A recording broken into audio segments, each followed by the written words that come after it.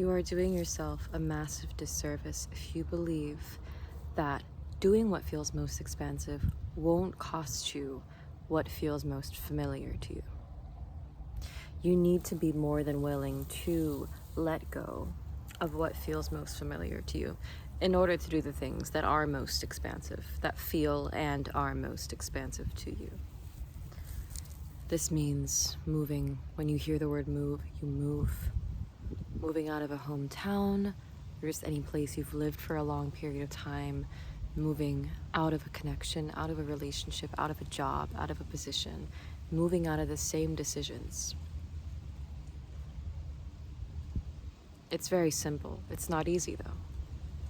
The trick is to make it feel as easy as you can.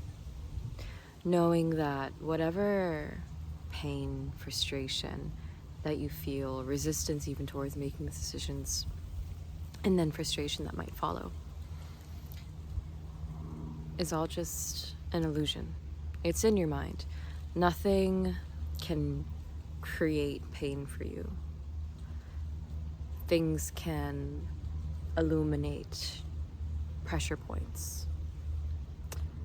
If I press down on a normal arm, I'll feel pressure. I can feel it. But if I press down on my arm and I wince and I flinch away in pain the first time that I squeeze it, at a normal amount, well, it's not because I'm directly harming my arm. No, I could just be massaging it. In fact, that's therapeutic. But if my arm is bruised, then that's just telling me, okay, this part of me needs some healing.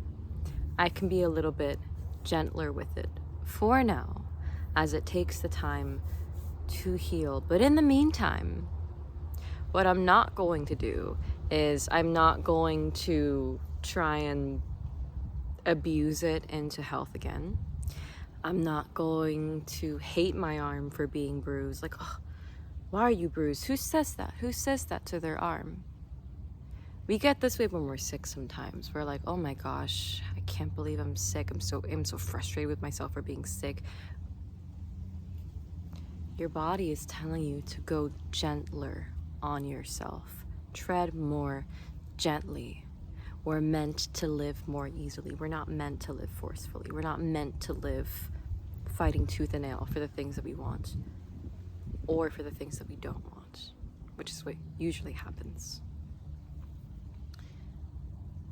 So going back to the bruised arm analogy, if our arm is bruised, right? We're trying to massage it, we're trying to whatever, because we feel something is up maybe in our hands, we want to massage your forearm. We realize, uh-oh, my arm is bruised. What do I do now? Because my hand still feels like it needs something done. Well, I'm going to work around it for now. I'm not going to force my arm to stop hurting, and I'm not going to ignore the pain either. It is the exact same thing with mental, psychological, spiritual pain. Avoiding it entirely will it will consequently and a bit counterintuitively allow you to then abuse yourself, because when you're not acknowledging the fact that there is a wound there, you then, you abuse yourself. You're like, oh, well, I'm just gonna massage it as hard as I want to anyway, even though it really hurts, and it's gonna just deepen the pain in the wound. When we try to avoid our pain, we think that we're just evading some kind of of pain, of some kind of law, really. All in the meantime, we're actually achieving the opposite of what we're trying to achieve. We're just deepening, worsening the pain, lengthening the recovery time. So step one is to stop being avoidant of your pains, of your trigger points, of your wounds. When you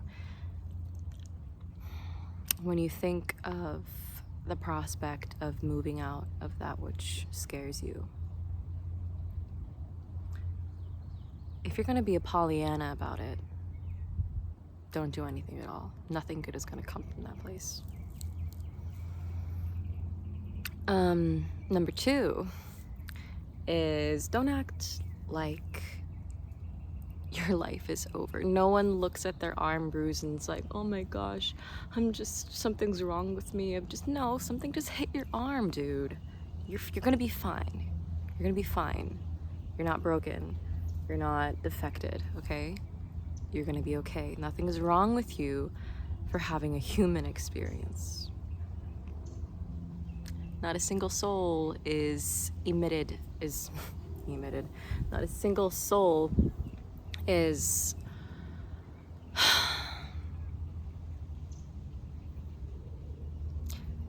we're alive to feel the full spectrum. We're alive, we feel the full spectrum because we're alive. By full spectrum, I mean the full spectrum of emotions.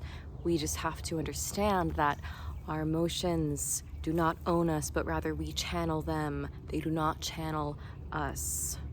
Very important.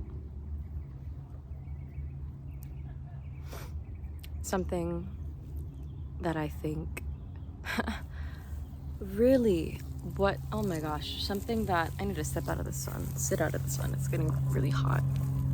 Florida is one heck of a character. My goodness, it's still the late morning. What is this? Okay. Oh my gosh, I'm sweating. I'm probably not gonna edit this out, by the way. You're seeing this, aren't you? Plane. Thank you, plane. If I lost you, then I lost you.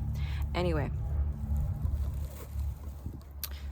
something that I see far too frequently is when given the opportunity to expand, I see people shrink and suffocate themselves in the presence of that opportunity, out of habit, of course, out of familiarity. And it looks as simple as this.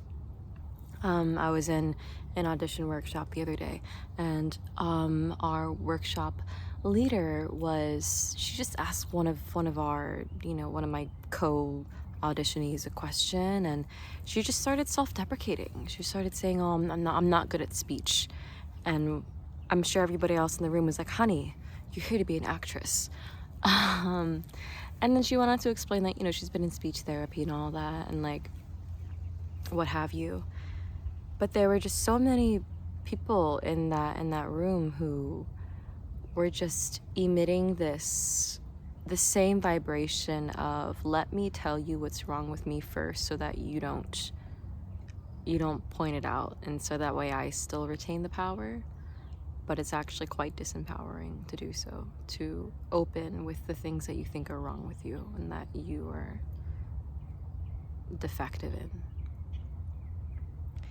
And the second you do that, you completely repel people who want to help you expand, or at least some of the greatest opportunities to expand, because when you show up as somebody who is confident, people will automatically trust you more with more responsibility, and more responsibility means expansion. That's also another thing that you want to be avoidant of. Sorry, the wording of that wasn't great. Something that you don't want to do is to avoid responsibility. Double negation, strange language. Because automatically, when I hear that, I think this person is gonna be a pain in the ass to work with. A fucking pain in the ass to work with. I don't want to work with them. Like, their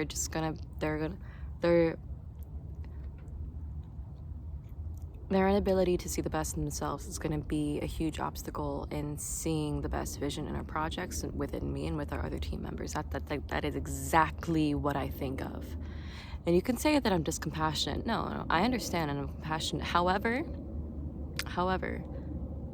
unless I'm doing something deliberately for the sake of training, for the sake of mentorship, I'm not gonna sacrifice my time in my project for people who are going to drag me down. It's the same thing in relationships, like any relationship should function in that way, where you are looking out for the highest good, not just trying to fix somebody.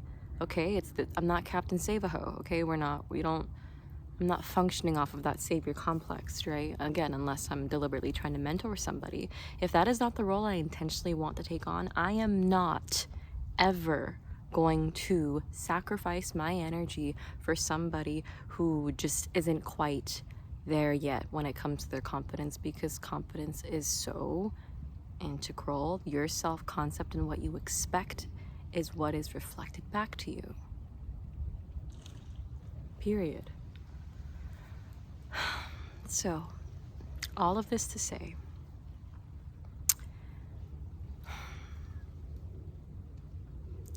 when you feel uncomfortable, ask yourself why. Ask yourself why. Am I uncomfortable because there is an actual risk here at play where somebody is quite literally going to hurt me and take from me and steal from me in some way? Like, okay, this person has malicious intent, or this person is posing some kind of real threat that I can deeply feel? Or am I just afraid of what might happen because I don't know what might happen? Is it a fear of the unknown? Is it a fear of the unfamiliar? Or is it a fear to something you can genuinely perceive? Please, please, please focus on strengthening your intuition, because that is one of the greatest, most fundamental roles of one's intuition. A genuine fear versus an illusory anxiety. If I see a bear launching itself towards me, I have a reason to be afraid and run. But if I have the opportunity to take on a job with more responsibility, my allergies.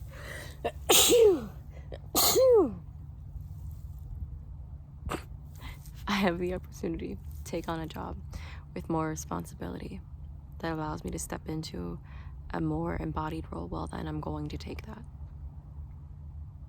No matter how much it might scare me, because it's a different kind of fear. I hope we're understood. This might not ever see the light of day. Although I definitely have. I'm sweating far too much. It's February. It's February. February. Anyway, I love you. And take care of yourselves. Bye.